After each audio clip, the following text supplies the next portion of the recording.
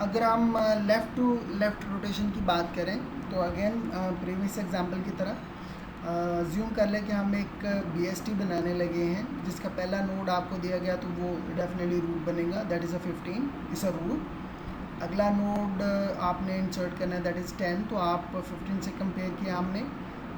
10 जो नया node insert होना है दैट इज़ 10, तो लेफ़्ट पे आएगा, लेफ़्ट पे इंसर्ट होगा। तो जैसे इंसर्शन हुई हमने बैलेंस फैक्टर कैलकुलेट किया, यहाँ बैलेंस फैक्टर 10 का इट्स अ ज़ीरो बिकॉज 7 अभी इंसर्ट नहीं हुआ, तो 10 का balance factor is a zero. 15 की बात करें तो 15 का जो बैलेंस फैक्टर होगा that is 1 minus zero is 1, so again it's acceptable. जब अगर हम तीसरे नोड की बात करें कि उसके अंदर अगर हमने एक और नोड इंसर्ट करना हो दैट इज़ 7, रूट से कंपेयर किया 7 इज़ स्मॉलर तो लेफ़्ट पे गए। 10 से कंपेयर किया तो अगेन 7 इज़ स्मॉलर तो आप लेफ़्ट के ऊपर इंसर्शन हुई। जैसे इंसर्शन हुई हम फ़ौरन बैलेंस फैक्टर कैलकुलेट करेंगे सब नोड्स का। तो इसका जो बैलेंस फैक्टर होगा दैट इज़ 7 की अगर हम बात करें दैट इज़ 0। 10 की बात करें इस 1 माइनस ज़ीरो इज़ 1। अगर 15 की बात करें तो balance factor is 2 minus zero, क्योंकि 15 का राइट साइड ट्री कोई नहीं है तो इस 0, तो 2 माइनस ज़ीरो इस 2, तो जो कि एक्सेप्टेबल हमारी रेंज से बाहर है। तो हम 2 आ गया तो हम इसको अब पॉजिटिव है, सो और सो इसका मतलब है कि इंसर्शन लेफ़्ट के ऊपर हुई है, क्योंकि 7 इंसर्शन हुई, पहले लेफ़्ट के ऊपर गए फिर आपने लेफ़्ट के ऊपर गए, तो लेफ़्ट के ऊपर इंसर्शन की वजह से आपने एक दफ़ा इसको राइट को रोटेशन देनी है। तो 10 को हम सेंटर बना के तो राइट को रोटेशन देंगे तो 15 नीचे मूव होगा, 7 ऊपर मूव होगा, तो ये कुछ हम रोटेशन देंगे तो 10 इज़ अ सेंटर, लेफ़्ट के ऊपर 7 होगा और इसके राइट के ऊपर 15 जो है वो नीचे की तरफ आ जाएगा। तो इसका जो है ना वो ये रोटेशन देने के बाद ये जो नया ट्री बनेगा that is a height balance tree. अब यहाँ देखें this is perfectly height balance because each node का जो बैलेंस फैक्टर है दैट इज़ अ ज़ीरो। सो एक रोटेशन देने के बाद लेफ़्ट अगर रोटेशन है तो आपने राइट को रोटेशन देनी तो आपका ट्री बैलेंस हो जाएगा। अब हम लेफ़्ट और राइट रोटेशन को ज़रा डिस्कस कर लेते हैं। तो हम एक BST बनाते हैं, फर्स्ट नोड इज़ अ 15, तो रूट नोड बना। सेकंड आपने नोड इंसर्ट किया दैट इज़ 20, तो वो डेफिनेटली रूट से ग्रेटर है तो राइट साइड पे आएगा। फिर हमने एक नया नोड इंसर्ट किया 18, तो 15 से बड़ा है राइट पे गए, 20 से छोटा है तो आप लेफ़्ट पे जाके आपने इंसर्ट कर दिया। तो जैसे इंसर्शन की हमने पूरे ट्री की हाइट बैलेंस फैक्टर कैलकुलेट करना है, जहाँ बैलेंस फैक्टर डिस्टर्ब होगा हमने वहाँ पे रोटेशंस देनी है ताकि हमारा जो ट्री है वो बैलेंस हो सके। तो अगर 18 की बात करें तो बैलेंस फैक्टर इज़ 0, 20 की बात करें तो balance factor is 1, again acceptable. और अगर 15 की बात करें तो यहाँ अगर हम देखते हैं कि 0 माइनस 2 इज़ -2, तो प्रॉब्लम यहाँ क्रिएट हुई। लेकिन प्रॉब्लम जो क्रिएट हुई है वो कैसे हुई है कि जो नोड इंसर्ट हुआ था 18 वो कहाँ इंसर्ट हुआ, first right and then left पे जाके आपने जो है ना वो उसको इंसर्शन हुई है, तो तब ये प्रॉब्लम क्रिएट हुई कि इसका बैलेंस फैक्टर 15 का वो डिस्टर्ब हुआ। अब रूल्स के मुताबिक हमने अब 2 रोटेशंस देनी है। लेफ़्ट राइट के केस में अगर आर है, राइट टू राइट रोटेशन है तो हमें एक लेफ़्ट रोटेशन देनी है। अगर लेफ़्ट टू लेफ़्ट रोटेशन है तो हमें एक रोटेशन देनी है राइट की साइड पे। अगर left to right to left rotation है तो हमें 2 रोटेशंस देनी है। फर्स्ट हमने राइट साइड पे रोटेशन देनी है, फिर हमने लेफ़्ट साइड पे रोटेशन देनी है। तो जब राइट साइड पे रोटेशन देनी है तो 2 नोड्स के ऊपर रोटेशन देनी है, जब और लेफ़्ट की बात करें तो हमने 3 नोड्स के ऊपर रोटेशन देनी है। तो यहाँ पे हम फर्स्ट राइट साइड पे रोटेशन देंगे तो 20 नीचे 18 ऊपर, तो जो नया ट्री बनेगा रोटेशन देने के बाद 15 जो है रूट है वो तो रूट रहेगा। इन 2 के ऊपर रोटेशन परफॉर्म की तो 18 एंड 20 आ गया, तो ये हमने एक दफ़ा राइट रोटेशन दे दी। अब इन 3 के ऊपर हमने एक दफ़ा लेफ़्ट रोटेशन देनी है, तो 3 के ऊपर लेफ़्ट रोटेशन देंगे तो 15 नीचे 20 ऊपर, तो ये जो नया ट्री बनेगा वो हमारे पास ये आ रहा है। 18 रूट बन जाएगा, 15 is left sub tree and 20 is the right sub tree. आप ये देख रहे हैं कि this is a perfectly AVL tree, height balance tree.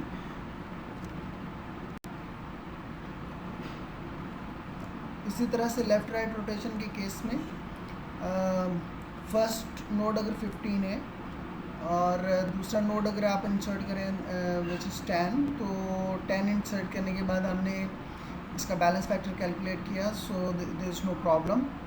तीसरा नोड इंसर्ट अगर हम 12 करने जाएं तो 15 के लेफ़्ट पे जाएंगे and again is compare with 10, तो राइट पे इंसर्शन हुई। इंसर्शन करने के बाद हमने बैलेंस फैक्टर कैलकुलेट किया, तो यहाँ बैलेंस फैक्टर परफेक्टली ओके। यहाँ पे balance factor is acceptable range which is 1। जबकि ऊपर जाएं तो यहाँ पे आके हमें पता चला कि इसका जो राइट साइड है 0 है, तो लेफ़्ट साइड इस height of left sub tree is 2 minus 0 is 2। तो प्रॉब्लम यहाँ क्रिएट हुई है। तो प्रॉब्लम क्रिएट हुई कैसे, क्यों?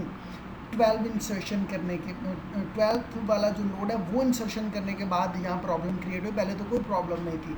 अब 12 इंसर्ट कहाँ हुआ? First left then is right. तो लेफ़्ट राइट रोटेशन की वजह से हमें प्रॉब्लम क्रिएट हुई। तो लेफ़्ट राइट रोटेशन में एज़ पर रूल्स हमें पहली जो रोटेशन है वो लेफ़्ट को देनी होगी, वो 2 के ऊपर होगी। फिर दूसरी रोटेशन हमें R के ऊपर राइट को देनी होगी, और वो जो रोटेशन होगी वो 3 नोड्स के ऊपर परफॉर्म करनी है हमने। और अगर इस ट्री की बात करें, यहाँ प्रॉब्लम क्रिएट हुई है, तो यहाँ प्रॉब्लम क्रिएट हुई है तो पहली रोटेशन जो लेफ़्ट को होगी वो इन 2 के ऊपर होगी। तो जब ये 10 नीचे मूव करेगा, 12 ऊपर जाएगा, तो जो नया ट्री की जो शेप बनेगी 15 इज अ रूट नोड, 12 ऊपर चला गया, 10 नीचे आ गया। सो ये नई शेप बनेगी हमारे BST की। अब जो दूसरी रोटेशन है जो कि R होगी, वो राइट को रोटेशन देनी है, और राइट में जो रोटेशन देनी है हम 12 को सेंटर मान के हम रोटेशन देंगे राइट वाली साइड पे। तो 15 नीचे आ जाएगा, तो 12 के जो राइट सब ट्री है दैट इज़ 15, और 10 जो लेफ़्ट सब ट्री है 10 is the left sub tree. तो आप ज़रा इसकी अगर बैलेंस फैक्टर कैलकुलेट करें, सो this is a perfectly balance. So this is a right left rotation. अब हम चारों रोटेशंस को ज़हन में रखते हुए अब एक फुल BST बनाते हैं, हाइट बैलेंस BST बनाते हैं विच इज़ एन AVL के रूल्स को देखते हुए। सो अगर हमें कुछ नोड्स नंबर दिए जाएँ, suppose 15 is the first number दिया जाए तो दैट इज़ अ रूट, और सेकंड नंबर अगर हमने नोड क्रिएट करना हो that which is 21। So according to BST rules से कंपेयर किया, so 21 is greater, so is here. अब सो बैलेंस इंसर्ट किया, बैलेंस फैक्टर किया, कैलकुलेट किया, सारे ट्री का कोई प्रॉब्लम नहीं, कहीं कोई प्रॉब्लम नहीं हमें मिली। The third node is the 16। जब इसको BST के अंदर इंसर्ट करेंगे, सो 19 से कंपेयर किया, सो 16 इज़ अ स्मॉलर, तो वो उसकी लेफ़्ट सब ट्री बनेगा, लेफ़्ट चाइल्ड बनेगा। सो दिस इज़ अगेन इंसर्शन करने के बाद पूरे ट्री की हमने बैलेंस फैक्टर कैलकुलेट किया, तो कहीं कोई प्रॉब्लम नहीं है। So then we inserted 12। अगला नोड हमने इंसर्ट करना हो, सो कंपेयर किया 19 से, लेफ़्ट पे आ गए, 16 से कंपेयर किया तो लेफ़्ट पे आके इंसर्ट कर दिया। इंसर्शन की तो फिर हम कैलकुलेट करेंगे इसका balance factor 0, balance factor 1, balance factor 2 minus 1 it's 1। 2 is 19 का 2, balance sub tree left sub tree का हाइट है 2, राइट सब ट्री की हाइट है 1, 2 minus 1 it's 1, so perfectly balance. All right. तो अगर हम इसके अंदर 58 ऐड करें, तो इसी तरह से आपने 19 से कंपेयर किया, राइट पे गए, 58 इंसर्ट करना है, तो आपने राइट पे इंसर्ट किया, अगेन बैलेंस फैक्टर कैलकुलेट किया, कोई प्रॉब्लम नहीं यहाँ पे, बिकॉज और व्हाट अबाउट हियर इस 22 का जो है इस left sub tree 0 minus 1 acceptable है। 19 के ऊपर तो 19 के ऊपर अगर हमने कैलकुलेट किया इसका balance factor, so 2 - 2 is 0। Left के ऊपर सब बैलेंस फैक्टर कैलकुलेट करने की ज़रूरत इसलिए नहीं है बिकॉज ये 15 जो है वो रूट से राइट के ऊपर इंसर्ट हुआ है। अगर कहीं प्रॉब्लम क्रिएट होती तो राइट के ऊपर कहीं कोई प्रॉब्लम क्रिएट होती, तो कहीं कोई प्रॉब्लम क्रिएट नहीं हुई। 19 तक हमने कैलकुलेट करके देख लिया, 19 जो रूट है, सो कोई प्रॉब्लम नहीं, सो this is a perfectly balance. इसी तरह से अगर हमने अभी जो BST बनाया उसके अंदर अगर हम ऐड करें 9, तो हम देखते हैं कि 19 से कंपेयर किया, सो 9 इज़ अ स्मॉलर, आप लेफ़्ट पे आ गए। 16 से कंपेयर किया, 9 इज़ स्मॉलर, आप लेफ़्ट पे आ गए। 12 से कंपेयर किया तो आप लेफ़्ट जो 9 इज़ स्मॉलर तो लेफ़्ट पे आके आपने इंसर्ट कर दिया। जैसी इंसर्शन आपने की, आपने फौरी तौर पे हम देखेंगे कि कोई प्रॉब्लम तो नहीं आई, तो बैलेंस फैक्टर कैलकुलेट करेंगे। इससे बैलेंस फैक्टर 0 1, यहाँ पे हम देखते हैं 16 के ऊपर राइट साइड ट्री जो है ना उसकी हाइट 0 और लेफ़्ट साइड ट्री की 2 - 0 2, तो प्रॉब्लम यहाँ क्रिएट हुई है। तो यहाँ प्रॉब्लम क्रिएट हुई है 16 के ऊपर। क्रिएट हुई कैसे, किसकी वजह से? 9 की वजह से। जो नया नोड इंसर्ट हुआ है वो कहाँ हुआ है? लेफ़्ट, 16 के लेफ़्ट के ऊपर, फिर उसके लेफ़्ट के ऊपर। सो ये लेफ़्ट रोटेशन है। लेफ़्ट रोटेशन के केस में हम एक दफ़ा रोटेशन देते हैं और राइट साइड को रोटेशन देते हैं। तो जब एक रोटेशन देनी है तो हमने 3 के ऊपर रोटेशन देनी है। जब 3 के ऊपर रोटेशन देनी है तो 12 सेंटर बन जाएगा, तो 16 नीचे मूव हो जाएगा। सो इस केस में 19, 22 और 58 तो ऐसे रहेगा बिकॉज इधर इंसर्शन नहीं हुई, तो प्रॉब्लम इधर क्रिएट भी नहीं हुई।